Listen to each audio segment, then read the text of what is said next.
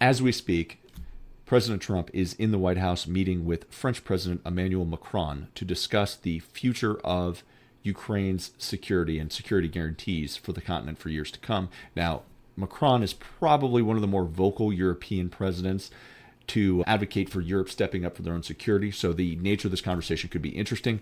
What's being reported on the U.S. and what's being reported in Europe is also interesting, how the different approach they're taking to this very consequential meeting. So let's take a look.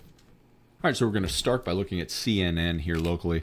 Now, not surprisingly, CNN, not the biggest supporter of Trump, takes a very, right off the bat, before we even know what's being discussed in the meeting, goes off with Macron interrupts Trump to correct him on European assistance to Ukraine. So that's setting the tone from the CNN perspective.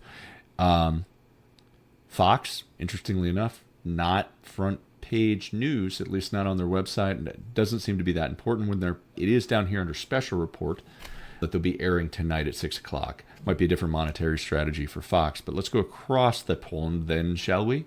France, not surprisingly, this is France 24, that the country's largest newspaper is going to take a very pro-Macron stance, but unlike CNN, they're not very, it's not anti-Trump, it's just pro-Macron. Europe ready to step up on defense. Macron tells Trump to visit Washington, making him sound like the strongest leader in the room.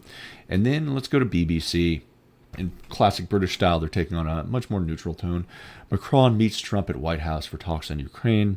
It comes as Zelensky, and this is important, tells European leaders his country needs security guarantees to prevent Russia invading again years to come. So as they're trying to shape up this upcoming peace deal, one, the Europeans are upset that Trump is meeting with Russia without them really having a say, but also if the Europeans have to be involved for long-term peace, what is that going to look like, and what is going to be required for European boots on the ground to set up a DMZ, so to speak. So we'll keep you updated as things continue. Subscribe for more.